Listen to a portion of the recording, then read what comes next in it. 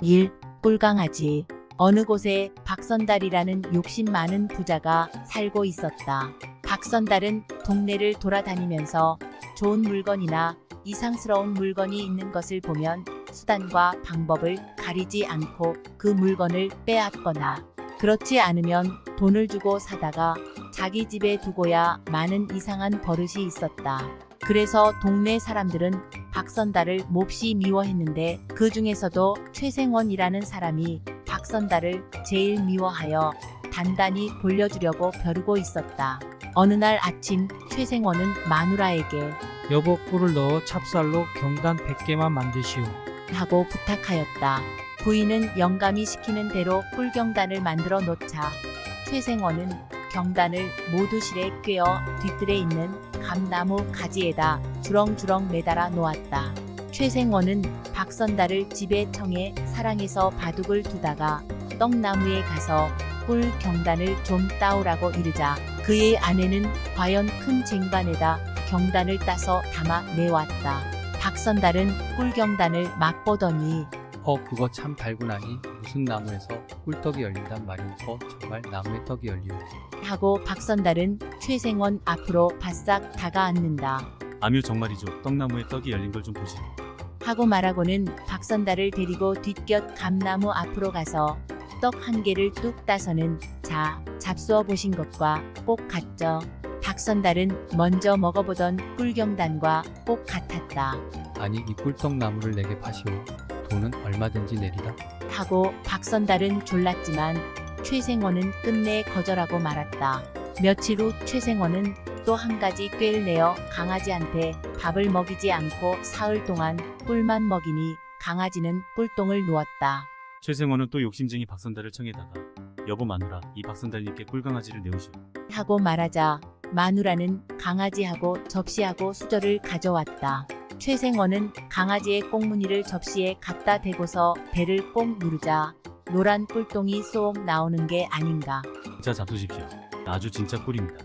아니, 강아지가 꿀똥을 누다니 그게 정말입니까? 하고 박선달은 눈이 둥그래서 먹지도 않고 앉아만 있었다. 아니, 왜 안 잡수십니까? 하고 말하자 최생원은 한 숟가락 떠먹으면서 달다. 그 강아지 요새는 더 달고 맛이 좋은 꿀을 줍니다. 하고 말하자 그제서야 박선달도 한 숟가락 떠서 먹어보았다. 그랬더니 정말로 여간 달지 않았다. 참 달군 그 꿀강아지를 내게 파시오. 돈은 얼마든지 주리다. 우리 집에는 손님이 가끔 오는데 이런 신기한 강아지가 있는 줄 알았다면 진작 좀 사다 두었다가 대접할 걸 그랬지. 하고 억지로 때를 써서 돈을 많이 주고 그 꿀강아지를 사가지고 갔다. 그리고 그 강아지한테 고기와 밥을 많이 주고는 손님을 청했다. 여보, 마누라, 우리 꿀강아지 좀 내오시오. 손님들한테 꿀을 대접하게 하고 말하자 손님들은 이상해서 꿀강아지라니 무슨 말씀이지요? 하고 야단들을 떠는데 강아지하고 접시하고 숟가락을 내왔다. 박선달은 자랑스럽게 강아지 꽁무니에 접시를 갖다 대고서 배를 꼭 눌렀다. 그랬더니 꿀이 나오는데 냄새가 구리게 나는 게 꿀똥 같지가 않았다. 그래서 손님들은 이상해서 서로 쳐다보며 코를 막고는 여보, 이게 어디 꿀이요? 하고 수군거리니까 박선달은 아닙니다. 이 강아지는 밥만 먹고는 꿀만 준답니다. 자, 어서 잡수어 보십시오. 하고 권하니 손님들은 마지못해 한 숟갈 떠 넣다가 에이, 꿀여 태태별 미친 사람 다 보겠는걸. 개똥을 꿀이라니. 엉터리 의사. 영조 때 정인화라는 위인이 있었다. 명색은 의연이라고 하지만 언제 의술을 공부하였는지 분명치가 않았다. 어느 해일이었다. 그때 영의정으로 있던 김육이 중병에 걸려 앓고 있었다. 매우 중환으로 경양 각처의 명의라는 명의는 모조리 진맥 처방하였지만 병세는 좀처럼 완화될 가망이 없었다. 그 아들 김자명을 비롯하여 온 식구들은 명의 찾기에 혈안이 되었다. 때마침 고품배를 움켜쥐고 들어박혀 있던 정인아에게도 그 소식이 들어갔다. 그는 무엇을 생각하였는지 갑자기 무릎을 친다. 그러면 그렇지 하고 빙그레 웃었다. 그는 먼저 영의정 집의 하인들의 내력을 전부 비밀리에 조사해놓고는 발수깨나 먹는 이웃집에서 옷과 의관을 빌려 입고 그 집을 찾아갔다. 여봐라. 네. 긴 대답과 함께 하인이 나왔다. 그는 대뜸 그 이름을 물은 다음 홈그레 신축생이랬다. 하고 중얼거렸다. 이름 하나로 나이를 척척 알아맞히는 신비한 누구. 아니, 손님이 니신데 저의 나이까지를. 다 그런 이유가 있느니라. 그런데 내 지나다 보니 이 댁이 어찌 소심에 잠겨있구나. 주인 대감께서 와병 중이십니다. 그럴 태지수와 불응일 태지. 그럴싸한 말에 하인은 안으로 들어가서 김자명에게 그 신인을 청구하였다. 김자명이 밖으로 나왔다. 손님 어려우시겠지만 무술이 계시면 저의 가치는 좀 보살펴 주십시오. 별로 대단치는 아니하나 좀 봅시다.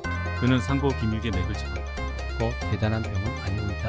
한 일의 동안만 내가 정성을 들이면 낫겠소이다. 그 대신 이 병실에는 다른 사람이 얼씬 못하게 하여야겠습니다. 그날부터 그는 상이 휘어지게 차려다주는 진수성찬에 잘 지내게 되었다. 그러한 가운데 약속한 일회가 다가왔다.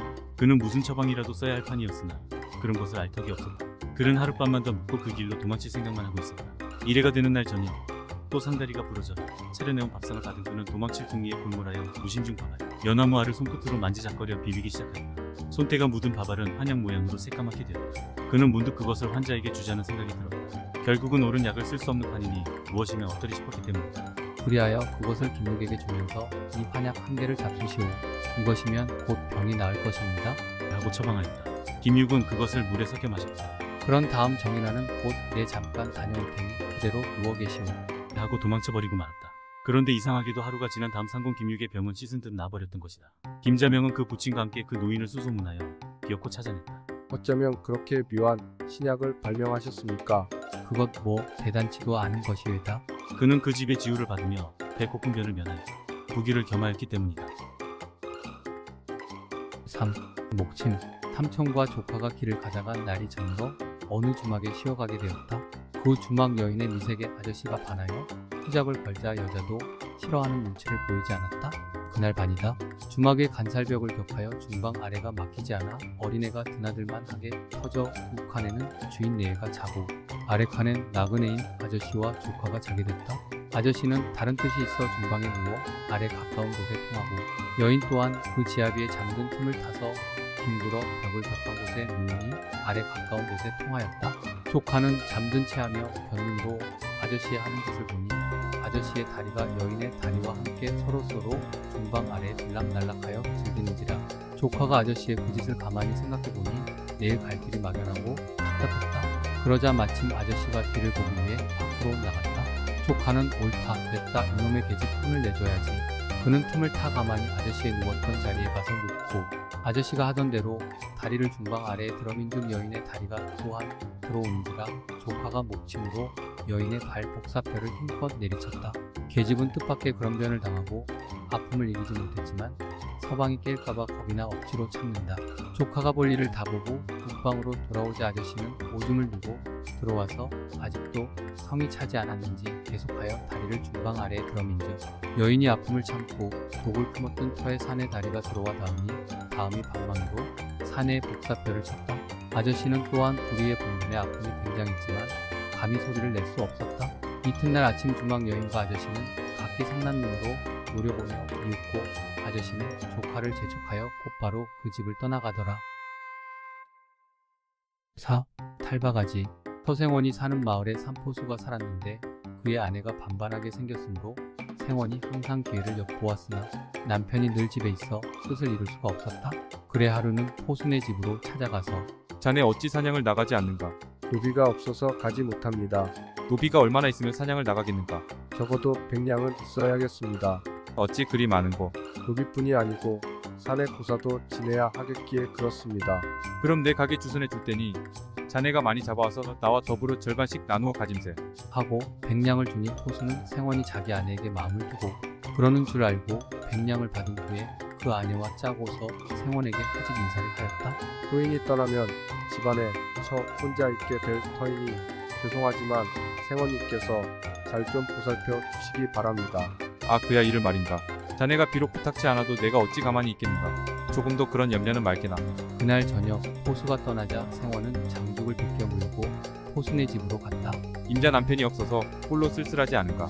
생원님께서 이렇게 누추한 집까지 찾아오시니 쓸쓸할 리가 있겠습니까? 생원은 곧 방으로 들어가서 포수의 아내와 희룡을 두고 갔다가 마침내 일을 시작하려는데 생원님께서 그 일을 즐기시려면 저것을 쓰시면 좋겠습니다. 저것은 무슨 물건이고 어디 보자. 여인은 곧 선반 위에 얹힌 탈바가지를 내려 생원에게 주니 이것을 얼굴에 쓰면 어째서 좋은고. 제가 지아비와 동침할 때마다 이것을 지아비가 쓰면 신이 나고 그렇지 않으면 신이 나지 않습니다. 그렇다면 내 어찌 사양하리. 생원이 탈바가지를 쓰자 여인은 그것을 꼭 동염해 주었다. 생원이 막 여인을 끌어안고서 이를 버릴 무렵 포수가 뒤뜰에서 작대기를 들고 뛰어들어오며 어떤 도적놈이 남 안방에 침입하여 남의 철을 훔치고자 하느냐. 내 이놈 당장 때려 죽이리라. 하고 소리치자 생원은 탈바가지를 벗어 던지려 하였으나 동염의 끝이 좀처럼 풀어지지 않는다. 생원은 당황하여 어쩔 줄을 모르다가 뒷문을 열고 담을 뛰어넘어 도망치기 시작하였다. 그러자 포수는 끝까지 쫓아오며 온 동네가 다 들릴 큰소리로 도둑놈이 생원댁으로 들어간다. 저놈 잡아라.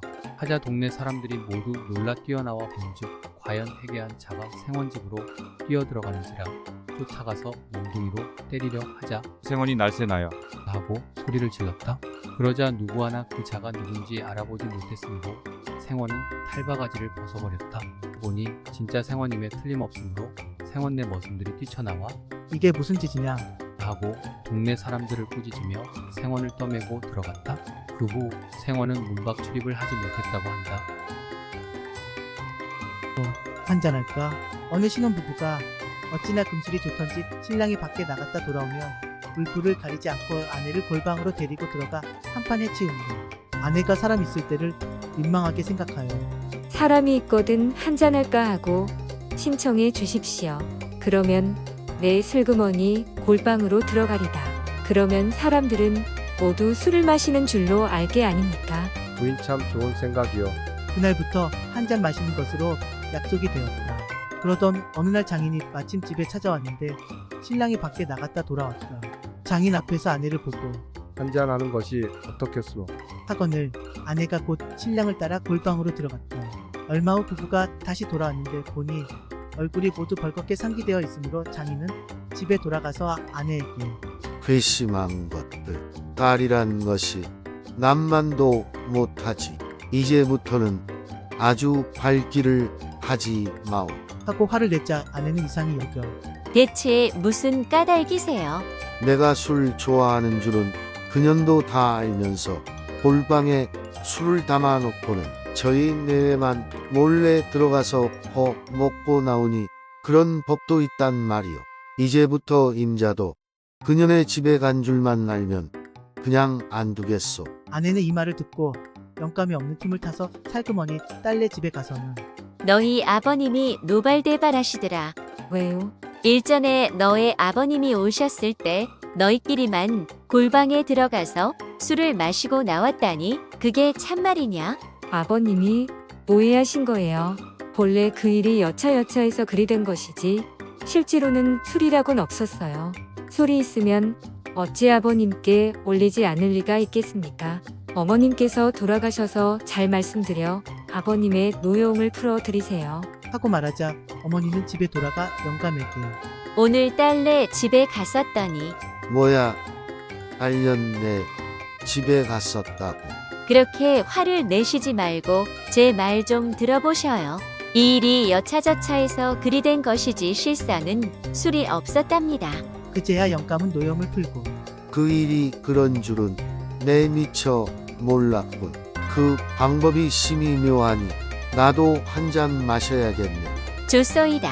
하여 곧 한술을 마신 후에 노파가 영감에게 한 잔 더 하리까 영감. 늙은이는 한 잔으로도 크게 취하는구려. 6. 새색시의 걱정. 서생훈의 막내딸이 시집을 갔다가 한 달 만에 친정에 근친을 왔는데 얼굴에 수심이 가득 깃들어 있어. 이 애가 아무래도 시집살이가 고되어 그런가 보다고 생각한 어머니는 시집살이 고되드냐? 하고 물으니 딸은 고개만 설레설레 흔든다. 그럼 아픈 데라도 있니? 아니요, 별로 아프지도 않은데 뱃속에 뭐가 들어있지 않나 해서요. 그래, 그렇다면 큰일이구나.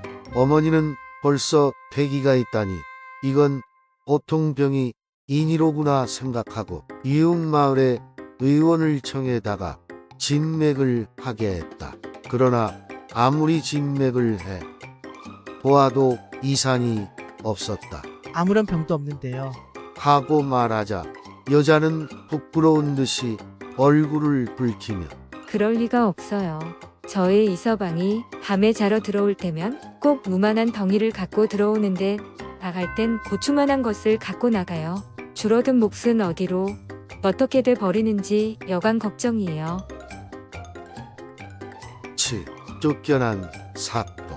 옛날 어떤 고을의 사또가 어찌나 백성들을 가혹하게 다스리는지 이속과 백성들이 견뎌낼 재간이 없었다. 그래서 사또를 몰아낼 계획을 의논하고 있던 중 마침 사또의 사랑을 독차지하고 있는 기생 하나가 이를 듣고 내가 능히 사또를 쫓아버릴 수 있습니다만 그렇게 하면 내게 무슨 상을 주겠소? 당목 100비를 주겠소. 그리하여 기생은 이속들과 굳게 약속하고 그날 밤으로 곧 사또의 방으로 찾아갔다. 사또 진정 소녀를 사랑하시옵니까? 그 무슨 소리냐? 내가 너를 사랑치 않는다니 웬 말이냐?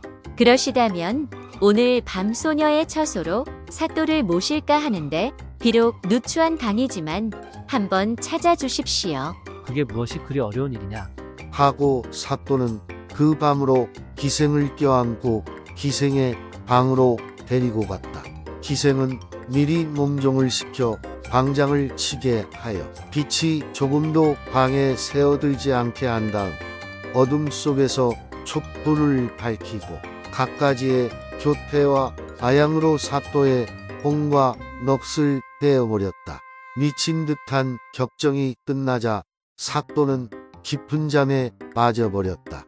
이튿날 날이 밝았으나 방 안은 컴컴하였으므로 사또는 아직 밤인 줄만 알고 동원으로 돌아갈 생각은 하지 않았다. 발가벗은 채로 기생을 끌어안고 희롱을 하고 있을 때 여러 이속들이 문 앞에 모여들어 떠들었으므로 사또는 그제서야 비로소 해가 중천에 떠올랐음을 알고 나아가 정사를 보려 하였다.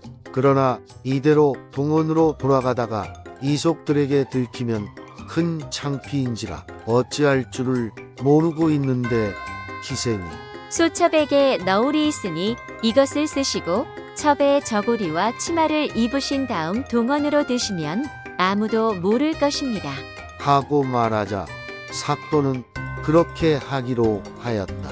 곧 그렇게 차리고 문을 나서자 검은 초립들이 앞길을 인도하여 크게 떠들고 발화를 치며 법석대건을 사또는 동원에 올라서 너울을 벗어버리고 내 학지를 아는 지 오랜지라 이를 떼어 버리려고 이렇게 꾸민 걸 그대들은 모르겠는가? 하고 말하니 이속들은 할 말이 없었다. 얼마 후에 감사가 이 사실을 알고 사또를 파면하였음은 물론이다. 그것만은 안 된다. 어느 시골에 젊은 과부가 살고 있었는데 인물이 고운시라 동네 어떤 건달놈이 은근히 마음을 두고 있었다. 그래서 기회를 노리고 있던 중 여인이 때마침 학지를 알아 여러 날째 누웠으므로 건달놈이 병문안을 한 다음 내가 학지를 떼는 비법을 알고 있어요. 그러니 내 처방대로 따른다면 당장이라도 나옵니다. 그 어떤 방법입니까? 별로 어려운 방법이 아니외다. 조촐하게 술과 안주를 준비해서 새벽 해들기 전에 잿마루 성황당에 가서 진언을 읽으며 치성을 드리면 나으리라. 그렇게 해서 호험을 본 사람이 많지요. 하지만 진언을 알아야지요. 그야 내가 따라가서 읽어도 좋지요. 표적돼서 병만 낫는다면야 내가 어찌 그만 치고를 아끼리까. 과부는 하도 학질이 지겹고 괴로웠으므로 여러 생각 않고 건달놈에게 진언을 부탁하였다. 이튿날 새벽 건달놈은 밧줄을 준비해가지고 과부네 집으로 갔다. 그 밧줄은 웬 밧줄이요? 이 밧줄은 진언을 읽는데 쓸 거요. 두 사람은 곧 제 너머 호젓한 성황당으로 치성을 드리러 갔다. 술과 안주를 베풀고 치성을 드리는 채하다가 진언을 읽을 차례에 가서 과부를 밧줄로 꽁꽁 묶으니 과부가 의아히 생각하며 이게 진언을 읽는 것입니까? 잠깐만 불편하더라도 참고 계시오. 이제 곧 끝날 테니. 하고 묶기를 마치자 과부를 쓰러뜨리고 치마를 벗기기 시작하였다. 과부는 너무나도 깜짝 놀라 필사적으로 항거를 하였다. 그러나 꽁꽁 누겼으니 사내놈이 하는 대로 몸을 맡겨둘 수밖에 다른 방법이 없었다. 건달놈은 유유히 일을 치렀다. 그러나 과부는 놀라운 충격으로 학질이 떨어졌으므로 마을에서는 어느덧 건달놈이 학질 잘 고친다고 소문이 날 수밖에. 그때 같은 마을에 사는 늙은 생원 하나가 학질에 걸려 고생하고 있다가 이 말을 듣고 그 건달놈을 불러들여 학질 뗄 방법을 물었다. 건달놈은 또 과부에게 지시했던 방법 그대로 술과 안주를 마련하여 성황당으로 오라고 하였다. 생원이 그 말을 따라 성황당으로 오자 건달놈은 또 생원을 밧줄로 꽁꽁 묶고 바지를 벗기어 망측한 짓을 보이므로 생원이 놀라 호령호령하며 야단이었다. 어쨌든 봉변통에 생원도 학질이 떨어졌다. 며칠이 지나 이번에는 생원의 마누라가 또 학질에 걸렸다. 그래 그 아들이 건달놈을 청해 학질을 때려 하니까 생원이 크게 놀라 손을 흔들며 말하기를 안 된다. 그것만은 안 된다. 학질을 못 고치더라도 그 집만은 지킬 수 없다. 후 아구창은 없군. 조선 2조 인종 때 포천 마을에 박삼충이란 천치가 살고 있었는데 그래도 처복은 타고났던지 장가를 그럴듯하게 들어오고 해 천석분인 이생원 집에 대릴 사이로 들어가게 되었다. 그는 처가살이를 하면서도 여전히 미련한 짓을 일삼고 매일같이 잠만 잠으로 이생원 내외는 마침내 딸을 생과부로 늙게 할지라도 더 두고 볼 수 없다고 생각하여 내쫓기로 하였다. 그래서 무슨 구실을 찾고 있던 중 하루는 이생원이 아내에게 이번 장날 천치놈을 데리고 가서 손 하나 골라봐라 해봐야지. 시골에서 잔뼈가 굵은 놈이 그것도 못한다면 내쫓고 말아야지 하고 말하는데 밖에서 그 딸이 이 말을 엿듣고는 자기 방으로 돌아가 삼충에게 일러 주었다. 삼충은 아내의 말을 듣고 두 눈이 휘둥그레지면서 탄식한다. 내가 소를 보는 법을 알아야 말이지. 염려 마셔요. 제가 가르쳐 드릴 테니까요. 하고 아내는 삼충에게 소 고르는 법을 가르쳐 주었다. 아내의 정성으로 멍텅구리 삼충도 소 고르는 법을 터득하게 되었다. 장날이 돌아오자 소전을 둘러보며 장인은 사의에게 어서 쓸만한 소 한 마리를 골라보아라.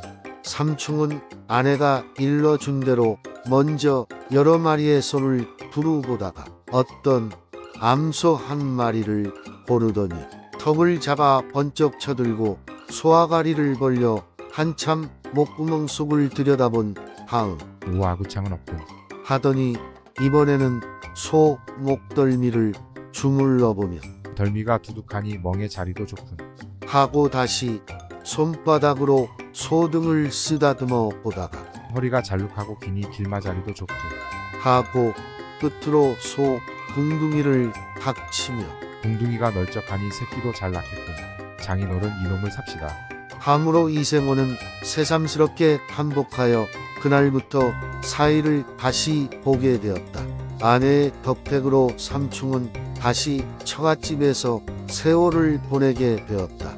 그러던 중 처숙모가 중병이 들어 여러 날째 앓게 되었으므로 어느 날 이생호는 삼충을 데리고 문병을 가게 되었다. 삼충은 처삼촌 집에 이르자 불이 나게 안방으로 들어가 아랫목에 누워있는 처숙모에게로 달려들더니 입을 열어 입안을 들여다보며 아구창은 없군. 하고 다시 한 손으로 목덜미를 주무르며 덜미가 두둑하니 멍의 자리도 좋다. 그 다음 한 손을 속옷 속으로 넣어 허리를 내려 훑으며 허리가 잘룩하고 날씬하니 길마자리도 좋고. 하고 마지막으로 속옷을 벗기고 엉덩짝을 철썩 때리며 궁둥이가 널쩍하니 새끼도 잘 낳겠군. 하였다. 이에 처숙모가 어쩔 줄 모르고 사람 살려요. 하고 소리치자 처삼촌이 들어와 삼충을 밖에 끌어내었다. 삼충을 데리고 집에 돌아온 이생호는 사이가 과연 천치인가, 일부러 능청을 떠느라고 그러는지 갈피를 잡지 못하였다. 사이에 하는 짓이 정말 천치라 그러는 건지 능청을 떠느라고 그러는 건지 알 수 없구려. 그러니 내일은 마루에 놓인 뒤집가 무엇인지를 물어서 알아맞히면, 그냥 두고 못 알아맞히면 당장 내쫓읍시다 하고 아내와 의논을 단단히 하였다. 이 말을 엿들은 삼충의 아내는 또 삼충에게 가서 그 말을 일러주고 대답할 말을 깊이 새기도록 가르쳐 주었다. 이튿날 장인은 아침 일찍이 사이를 불러 뒤줄을 가리키며 자네 이것이 무엇인지 알겠나? 하고 묻자 삼충은 뒤줄을 탁 치면서 이것은 뒤주요 나무는 은행나무로 만들었고 쌀은 2손 반이 들겠으니 이것도 모를 줄 아시오. 하는지라 이생호는 다시 기특하게 생각하고 후로는 천치짓을 하더라도 상관치 않았다. 그런데 또 이번에는 이생원이 산증병이 보저 눕게 되자 삼충은 억지로 사랑의 얼굴을 내밀었다. 이때 마침 숙모를 들여놓고 산중 자리에 찜질하고 있다가 삼충을 보자 버럭 화를 내며 그래 내가 알아. 누운 지가 여러 날인데 한 집안에서 어찌 이제야 왔단 말이냐.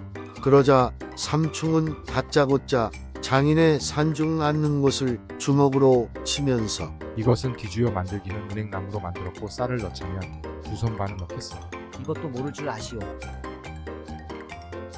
시 나귀야 어느 산골에 김첨지라는 바보가 살았다.